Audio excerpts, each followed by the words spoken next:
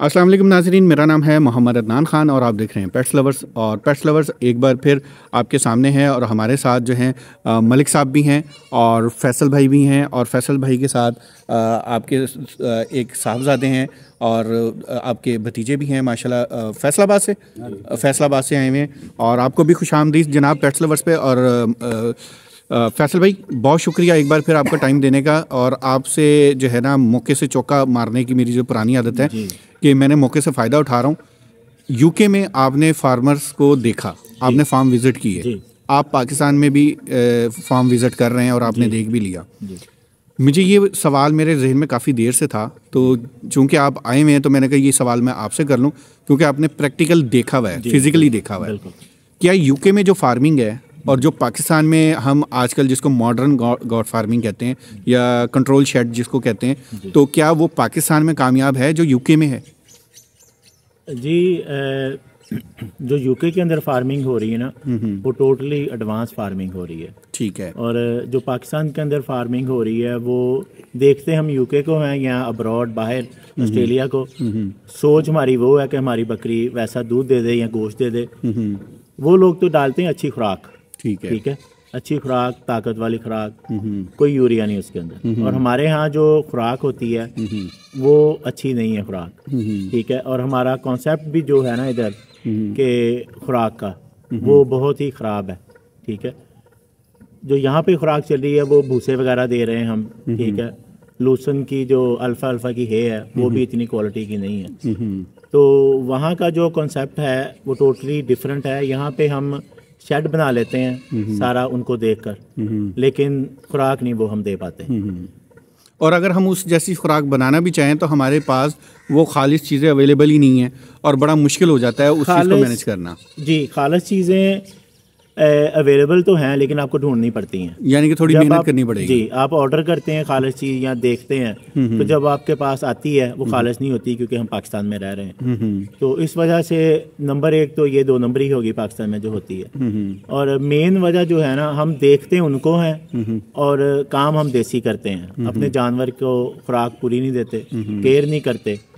तो इस वजह से जो हमारी जो फार्मिंग भी हो रही है ना, हम स्ट्रक्चर तैयार कर लेते हैं, हम सोचते हैं कि चले यूट्यूब से हमने कुछ ना कुछ देखा तो वैसा डेवलप कर लें, लेकिन खुराक के बारे में आके हम पीछे हट जाते हैं, क्योंकि एक तो महंगी पड़ती है, दूसरा ये है कि हमसे वो खुराक बनती ही नहीं है। अच्छा, यहाँ पे जो मेरा मेन पॉइंट है, क्योंकि खुराक के ऊपर तो हमने पिछली वीडियो में बात कर ली है, मेरा यहाँ पे मेन पॉइंट ये है जो कंट्रोल शेड है, मॉडर्न गॉड फार्मिंग जिसको हम आसान लफ्ज़ों में बहुत ज़्यादा लोग यूट्यूब पर भी दिखाते हैं। मैंने भी एक जो है ना आज से 1.5 साल पहले, तकरीबन 2 साल पहले दिखाया कसूर वाली साइड पे।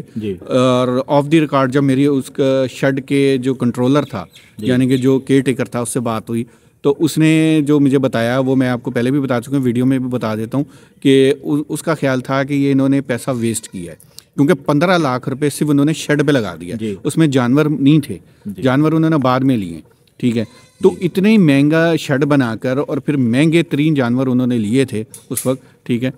तो मुझे एक सवाल आया था कि क्या इतना महंगा इन्वेस्टमेंट करके वो जानवर सेल कितने का करेंगे, और मार्केट में क्या इतनी प्राइस वाली मार्केट रेशो है, यहाँ पे ख़रीदार हैं? तो यही सवाल मैं आपके पास रख रहा हूँ कि आप मुझे बताएं कि आपकी नज़र में, क्योंकि आपने दोनों माहौल देखे हुए हैं, तो आपको क्या लगता है कि यहाँ पे किसी को एडवाइस करेंगे कोई मॉडर्न गॉट फार्मिंग की तरफ आए? अच्छा जी, अगर हम अब्रॉड बाहर का देखें और पाकिस्तान का देखें, यहाँ पे एक भेड़ चाल चल चुकी है कि जी शेड 3 फुट से ऊपर रख लें, कंट्रोल शेड जिसको कहते हैं, स्मार्ट शेड या कहते हैं, ठीक है ना। ये टोटली फ्लॉप है पाकिस्तान के अंदर। अच्छा। इनकी ज़रूरत नहीं है, बिल्कुल सही है। आप ऑस्ट्रेलिया को देखें, अमेरिका को देखें या यूके को देखें या यूरोप को, वहाँ पे कोई भी इस तरह के शेड नहीं बना रहा लाइव स्टॉक बकरियों के लिए या भेड़ों के लिए। ये कॉन्सेप्ट जो है, जहाँ पे ज़्यादा पानी आ जाता है, ठीक है, जहाँ पे फ्लड ज़्यादा होते हैं, जैसे श्रीलंका हो गया, ठीक है, यहाँ बांग्लादेश हो गया, ठीक है, उनके या इंडिया हो गया, उनकी कुछ साइडें हैं जहाँ पे पानी बहुत आता है, तो उन्होंने अपने जानवरों को सेफ रखने के लिए 3 फुट या 4 फुट की छत डाल के ऊपर रखे हुए हैं, ठीक है। वो उनका कॉन्सेप्ट कुछ मुख्तलिफ है। वो उन्होंने अपने जानवरों की सेफ्टी की है। ये हरगिज़ मतलब नहीं है कि आप 4 फुट का शेड बना लेंगे ऊपर या जानवर को 3 फुट उठा लेंगे तो वो प्रोडक्शन उसकी अच्छी हो जाएगी। ये ऐसे नहीं है, प्रोडक्शन उसकी खुराक से और केयर से ही होनी है। ये कॉन्सेप्ट जो है टोटली पाकिस्तान के अंदर फेल है। मैंने एक यूट्यूब पे देखा था, एक बंदा लाहौर का है, काफ़ी बड़ा उसने सेटअप लगाया शेड का, प्लास्टिक की शीट्स उसने लगाई हैं, 2 बाय 2 की गालबन होंगी वो, तो वो काफ़ी बड़ा प्रोजेक्ट कर रहा है। लेकिन वो मेरा नहीं ख्याल वो कभी भी पैसा पूरा कर सकता है जितने वो लगा रहा है, क्योंकि एंड द डे आपने बकरी पाल के उसे बच्चे लेने हैं और उसे दूध लेना है। जो बच्चे होंगे वो गोश्त के काम आएंगे, वो कुर्बानी के या तो कुर्बानी के होंगे या फिर ये स्लाटर हाउस में जाएंगे, गोश्त के लिए काम आएंगे जो रोज़मर्रा के लिए इस्तेमाल होता है। तो इतना पैसा इन्वेस्ट करके आपके हाथ कुछ नहीं आने वाला। तो ये एक फ्लॉप प्रोजेक्ट है पाकिस्तान के अंदर। जो भी लगाना चाह रहा है, सोच उसकी अगर ये होगी कि वो दूध ले लेगा या वाजी वाह मैंने ये कर लिया, वो सिर्फ वाह वाह के लिए ही होगा, प्रोडक्शन नहीं वो ले सकता। अच्छा, पाकिस्तान में एक और ट्रेंड चला हुआ है फीते वाला, यानी कि एक 42 इंच की बकरी या 45 इंच 46 इंच का बकरा, और ये जो ना एक ट्रेंड चला हुआ है। क्या यूके में भी ये या बाहर आपने कोई ये सिस्टम देखा है? यूके के अंदर ये वाली ब्रीड नहीं है। मैं अपनी ब्रीड की ही बात करूंगा जो मलक साहब के पास है। अच्छी बकरी अगर आपने 5 लीटर दूध लेना है तो वो 35 इंच 34, 35, 36 इंच, इससे ऊपर बकरी ना हो तो आप उससे 5 लीटर दूध ले सकते हैं। क्योंकि अगर बकरी छोटे कद की होगी, यानी नॉर्मल दरमियाना कद जो मैंने बताया, तो उसकी न्यूट्रिशन जो होगी ना वो अच्छे तरीके से आप पूरी कर सकते हैं। सही है। अगर बकरी का कद 40 इंच है तो आप कहें कि एवरेज उसकी 5 लीटर आ जाए या 4 लीटर ही कह लें तो कभी भी नहीं आ सकती है। अगर आपके पास 10 बकरियां हैं 38, 39 या 40, 42, आप कभी भी उससे 2 लीटर से ज़्यादा दूध नहीं ले सकते। जहाँ यानी कि मुख्तसर में अगर बात करूँ आपकी कि जितने कद की वाली बकरी होगी उसकी बच्चों की प्रोडक्शन और दूध की प्रोडक्शन दोनों कम हो जाएंगी। बच्चे तो वो दे सकती है 2-3, वो 2-3 ही देगी ना, 2-3 देगी जितनी नॉर्मल बकरी देती है। अगर आप कह रहे हैं कि उसके पास 5 लीटर दूध हो जाए तो ये नामुमकिन सी बात है पाकिस्तान के अंदर।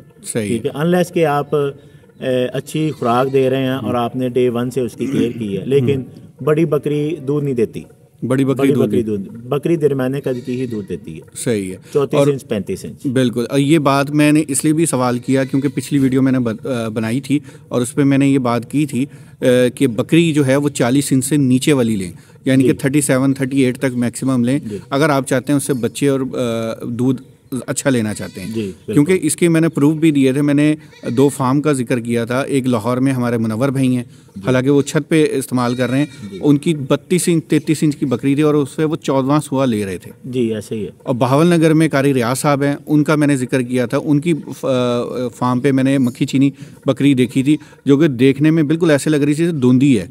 और जब उन्होंने बताया तो मुझे खुद भी यकीन नहीं आया कि वो 34 इंच की बकरी थी और उससे वो 12वां 13वां सुआ ले रहे थे। जी इसी तरह ही होता है। जी बिल्कुल। जो बकरी छोटी होती है ना, एक तो उसकी लंबी उम्र पा जाती है वो, क्योंकि उसकी न्यूट्रिशन वैल्यू पूरी होती रहती है, खुराक उसकी पूरी होती रहती है, मिनरल्स पूरे होते रहते हैं, विटामिन छोटा होने की वजह से। दूसरा, अगर आप जैसे मलक साहब ने अपने जानवर स्टॉल फीडिंग पे रखे हैं, ठीक है, अगर आप खुद उनको फीड प्रोवाइड कर रहे हैं अच्छी खुराक, तो उसकी जो उम्र है वो 14-15 साल तक आप बकरी को लेके जा सकते हैं। क्योंकि आप जो भी दे रहे हैं वो प्योर दे रहे हैं, अच्छा दे रहे हैं, और आपके माइंड में भी ये है कि आपकी बकरी लास्ट करे और अच्छे से अच्छा सुआ दे और बच्चे ज़्यादा से ज़्यादा दें। तो ये खुराक के ऊपर, केयर के ऊपर और बकरी के कद के ऊपर मुनसर होता है। सही। चलें, बहुत शुक्रिया फैसल भाई आपका और मलिक साहब आपका भी। और इंशाल्लाह उम्मीद करता हूँ ये वीडियो भी आपको पसंद भी आई होगी और समझ भी आई होगी कि इसका जो मेन पर्पस था हमारी इस वीडियो का, वो जो एक कंट्रोल शेड या मॉडर्न गॉड फार्मिंग जिसको हम कहते हैं कि वो कितने % कामयाब है या नाकाम है, उसका मैंने एक छोटा सी झलक आपके सामने रखी है। करनी आपने अपनी मर्ज़ी है। और ये मैं आपको बता दूं, हर उस्ताद, हर बंदे का एक अपना एक्सपीरियंस होता है। जैसे मलिक साहब का एक अपना एक्सपीरियंस था, फैसल भाई का अपना एक्सपीरियंस था, और जितने फार्मर्स के पास मैं जाता हूं उनका अपना एक्सपीरियंस होता है। और मेरा मकसद सिर्फ लोगों के, दोस्तों के एक्सपीरियंस आप तक शेयर करना है। ये हतमी कोई भी चीज़ नहीं है, इसमें कोई भी ठोस ऑथेंटिक नहीं मैं कह रहा कि बिल्कुल ये सच कह रहे हैं या बिल्कुल यही सही कह रहे हैं, इसके अलावा आगे अंधेरा है, ऐसा नहीं है। आपका कोई एक्सपीरियंस है, आप अपना एक्सपीरियंस भी शेयर करें और इसी तरह सीखने का प्रोसेस जारी रखना चाहिए। उम्मीद करता हूँ ये वीडियो पसंद आई होगी। इजाज़त दीजिए, अल्लाह हाफिज़।